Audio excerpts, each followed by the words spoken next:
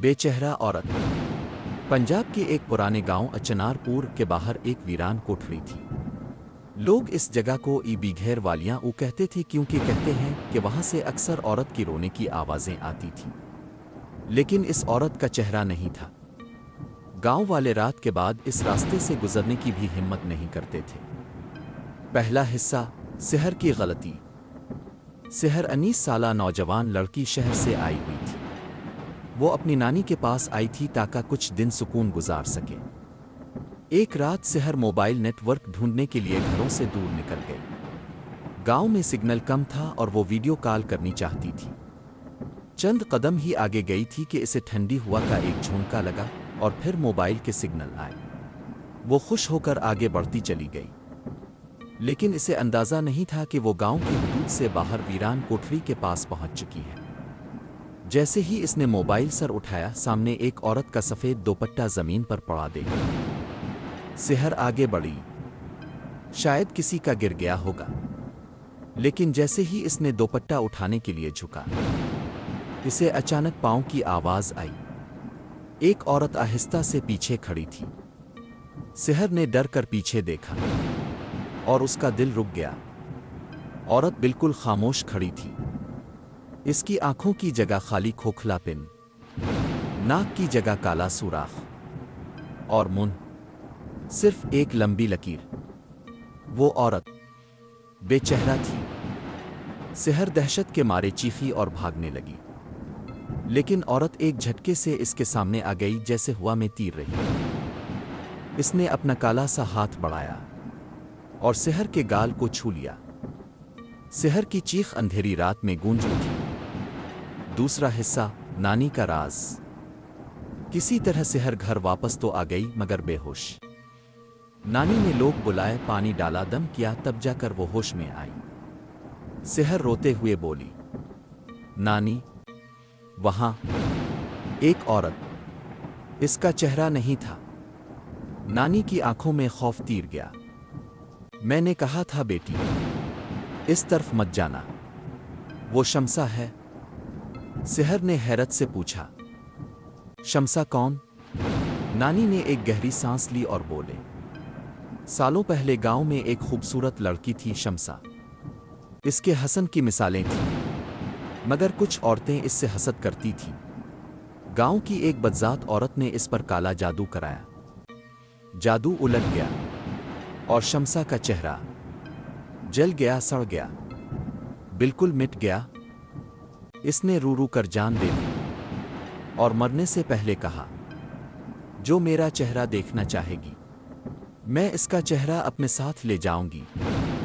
सेहर कांप गई। नानी ने इसका हाथ पकड़कर कहा, बेटी, अगर वो औरत किसी को छू ले, इसकी रूह कमजोर हो जाती है। अगली बार वो ताजह ले जाएगी। आज रात ताव अकेली नहीं सो सकती।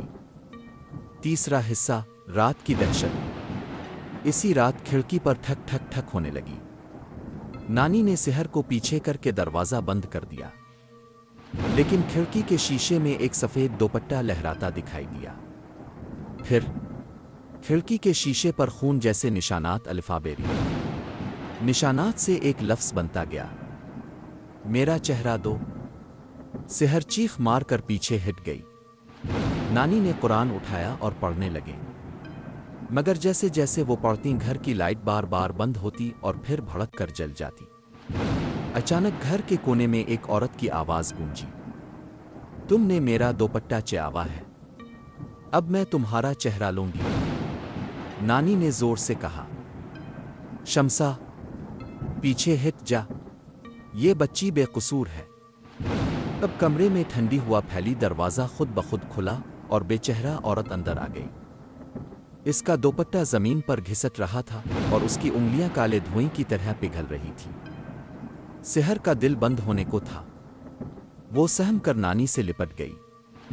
अचानक दीवार पर लटका हुआ आईना गिर जा और टूट गया।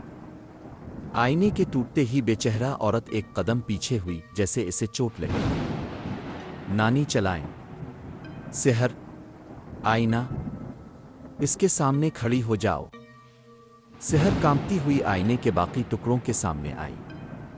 बेचेहरा औरत गुस्से में चलाई, आईना, मेरे चेहरे का दुश्मन।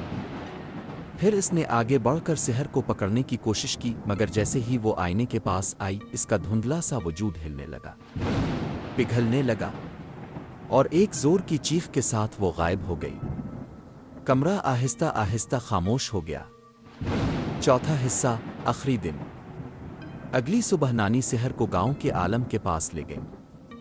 उन्होंने एक तावीज़ दिया और कहा, बीघेर औरत सिर्फ तब तक वापस नहीं आएगी जब तक तुम उसका दुपट्टा इस जगह वापस रख कर मुआफ़ी मांगो। सिहर डरते डरते शाम के वक्त दोबारा इस वीरान जगह गई। इसने दुपट्टा वहां रखा और आहिस्ता से कहा, मैंने जानबूझकर कुछ नहीं लिया था, मुझे मुआफ़ कर दो। हुआ रुक गई, दरख्त साकिन हो गए, सिर्फ एक हल्की सी सरगोशी आई, चली जाओ अभी के अभी। सिहर भागती हुई वापस आ गई। इस रात पहली बार खिड़की खामोश रही, घर की रोशनी बुझी नहीं, और किसी सफ़ेद दुपट्टे ने कमरे के पास आकर नहीं ठहरा। आखिरी पैगाम। कहते हैं शमसा आज भी इस वीरान जगह पर रहती है, मगर अब वो कभी किसी को नुकसान नहीं पहुंचाती जब तक कोई इसका दुपट्टा नहीं छूता। गांव वाले आज भी कहते हैं, रात के बाद इस रास्ते पर मत जाना, क्योंकि बेचेहरा औरत अभी